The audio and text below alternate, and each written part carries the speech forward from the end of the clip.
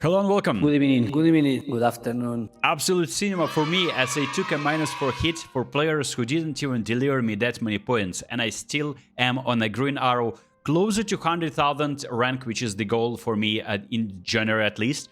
And this is actually probably one of the best feelings in fantasy. I'm going to be talking about my team selection for Gameweek number 20. And speaking of the transfers, I already made 2 and another -4 hit. So hopefully it's going to be the same story this game week too. But the transfer that I made, I was really scared about this Gabriel threat on corner, so I decided to get rid of a player. I think it was Fias, wasn't really a player that I would use anyway. And look, it didn't really play out well. Bumo, whom I sold as well for Gordon, delivered 7 points. So it's a net loss, of course, for me there. But Mbuma has a few difficult fixtures. I think I'm going to be getting him back into my team sooner rather than later because he's fantastic at home. I think he scored more points at home than Mo Salah, who is a captain, who is still scoring fantastic. Like, I don't know how he is getting away with that. He is the highest scorer in your team and not captaining Salah. I feel like it's a negative EV move at this point. Just like go with the flow. And of course, they're playing Manchester United. And for me, in my team selection video today, you will see how I'm tripling up on Liverpool players for that game week where Manchester United are going to be considering at least 3 goals, and it's going to be clean sheet for Liverpool guaranteed as well. So I also knew that Jackson was going to be benched, and that is essentially what happened. He had a fantastic one-on-one opportunity. Nobody saw the Ipswich team coming away, getting away without any goals conceded, and that's why Greaves gets 6 points. If I had known that Mbumo, whom I sold, is going to be wiping out my... Again, I'm stepping in the same old story for Arsenal, tripling up on their defense in a very easy fixture where this team that Brentford can't score in 2 consecutive games against really easier opposition, and then they wipe out Arsenal. On paper, the best defense in the league, clean sheet in 10 minutes. This is how the team will look like for the game week number 20. Raya is my goalkeeper. Brighton can't really show consistent scoring form. They definitely did score 2 goals against Aston Villa, but I think the Aston Villa defense currently is a little bit in shambles. So I expect finally the best defense in the league to provide me a clean sheet, because they're really inconsistent with that. Obviously, this Premier League, so teams are prioritizing winning the games rather than keeping a clean sheet, but I'm pretty sure Arteta has an instruction to his team. They need to keep a clean sheet in every game. I'm pretty sure the way they're setting up, it's just unfortunate that every time I'm tripling up on Arsenal, they're conceding goals. And then in defense, we have Lewis Hall, who probably will concede in that game against Tottenham. So my only hope is for his attacking contribution, like he did provide an assist in like last 2 games, I think, and or like in the previous 4 games, there was 2 assists, some bonus points. So I'm hoping more of the same. And there is a Robertson, who is another player that I expect to keep a clean sheet and maybe provide an attack in return. A great fixture run for him and for Fulham in general. And then my other defender is Gabriel, who I just brought in for the sake of like scoring on these corners, and obviously probably the best asset in defense. In addition to Trent, who is my transfer, and I took a hit. I didn't even transfer him before his price rise, which would have been probably a very wise decision. The only reason I actually brought him in, I would have played... so this is a transfer, Timber for Trent, just because Timber received that suspension and he won't be able to face Brighton. And then it's a game against Tottenham, which he can't be conceding goals. So for me, I think getting Trent after these rumors kind of faded away, like that he is going to be leaving during the winter period. He is leaving to Real Madrid apparently this summer. So if he's actually staying at Liverpool, he probably would want to try a little bit harder. He usually doesn't really try hard in games against like lesser opposition. What I noticed is that he, like the goal that he scored against West Ham was like he reluctantly tried that shot and it deflected. So he shouldn't be even getting away from that game without with any attacking returns to begin with. But against Manchester United, I can see him providing an assist or 2, or even maybe scoring a goal. So this is a potential 15-pointer for Trent. I was really scared to go into this game week without Trent, but now that I had 2 suspended players, it definitely prompted me to make that another -4 transfer. And that's why saving and carrying over transfers is just such a nice idea. in general, especially in the middle of the season when so many players are getting injured or suspended. So I think from now on, I'm not making transfers till like Gameweek 24 because there is absolutely no need unless I get another suspension.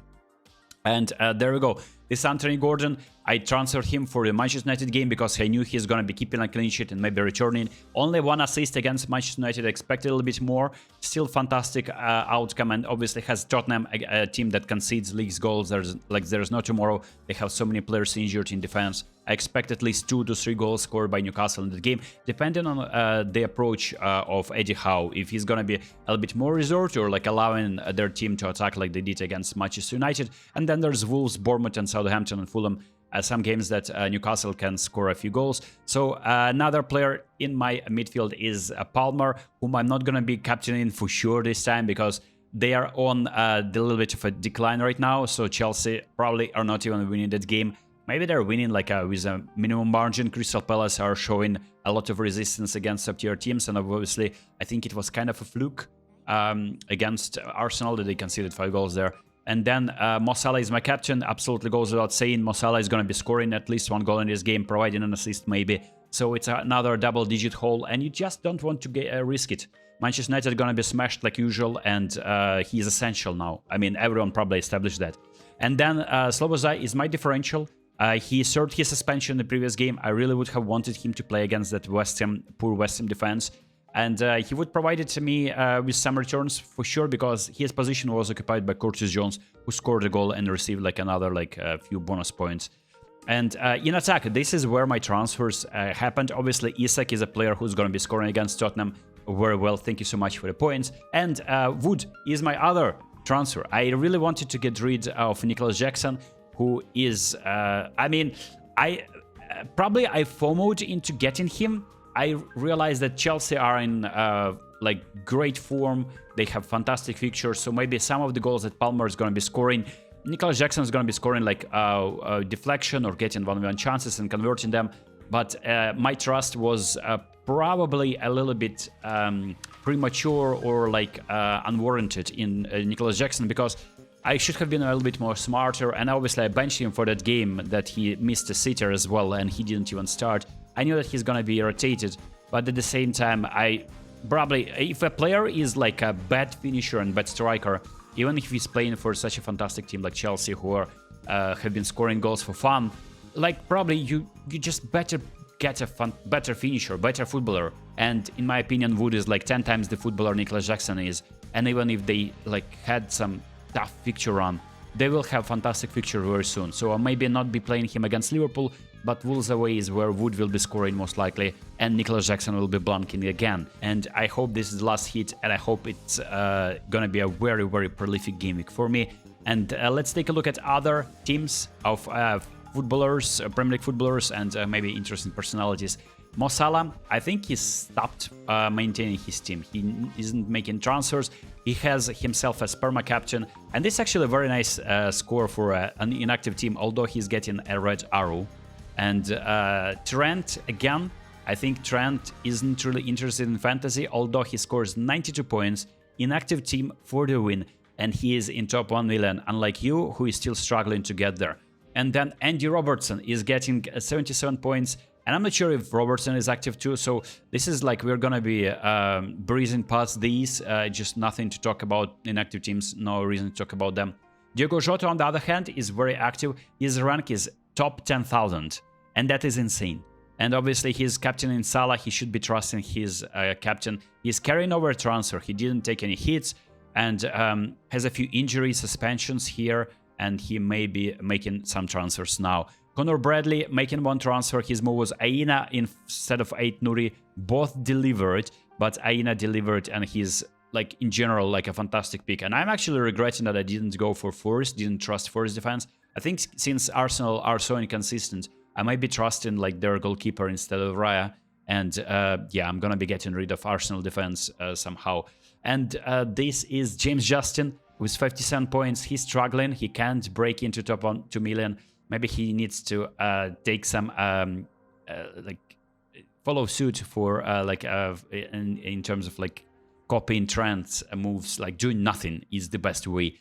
to go around with fantasy right now. There is James with 88 points, a nice green arrow for him, and this is unfortunate run of events for Anthony Gordon, who trusts Nicholas Jackson for some unknown reason, and not captaining Salah costed him a green arrow. Now he is again getting pushed back into too mediocre territory of 2 million. Joe Willock with 74 points and 70, I think we shouldn't stop watching this. I mean, he captained Haaland. He still has Haaland for some reason. And Stormzy, captains, not Salah again. I think he's just like, he tries to get into this differential situation where he's trying to gain rank. But I think this is where you're entering this territory where you're making a mistake by going so different and like missing out on obvious choices and captaining anyone other than Salah.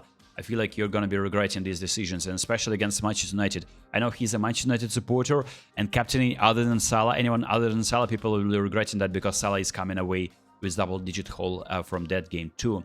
KSI is taking a hit. Actually, what are the transfers? Mateta and Foden are returning for him. Like, Foden is returning. Wait a minute, what a moves. Nicholas Jackson and Saka. Actually, it's a net positive for him, but it's a still red arrow. He captains Salah, and somehow is not enough points to get him a green arrow here. Raptor gets a small red arrow, but obviously captaincy is on Salah, so that's a good idea, of course. Obviously, always captain Salah, never get fancy, as Magnus Carlsen would say.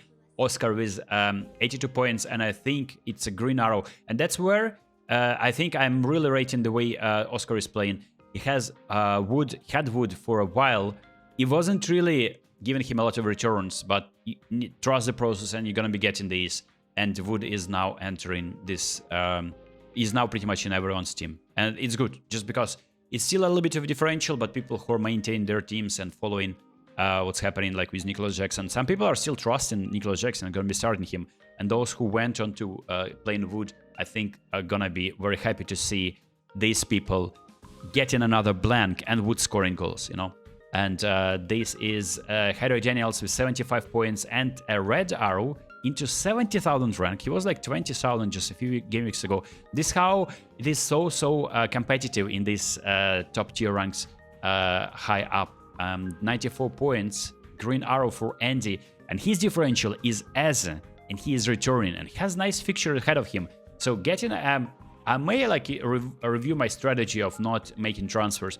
Maybe a differential from Crystal Palace would be a good idea. I just want to see how they fare against Chelsea and if they're like a high-scoring team in general, because I don't see that in them yet.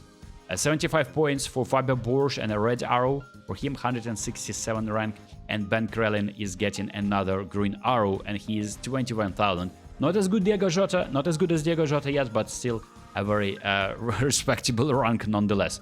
So this has been the team selection video. These are the teams of interesting content creators, footballers. You maybe make your decisions now based on what you see. Deadline is in 2 days. I wish you good luck, and I want to jinx everyone apart from players that playing for my team. I hope you enjoyed this one. Peace.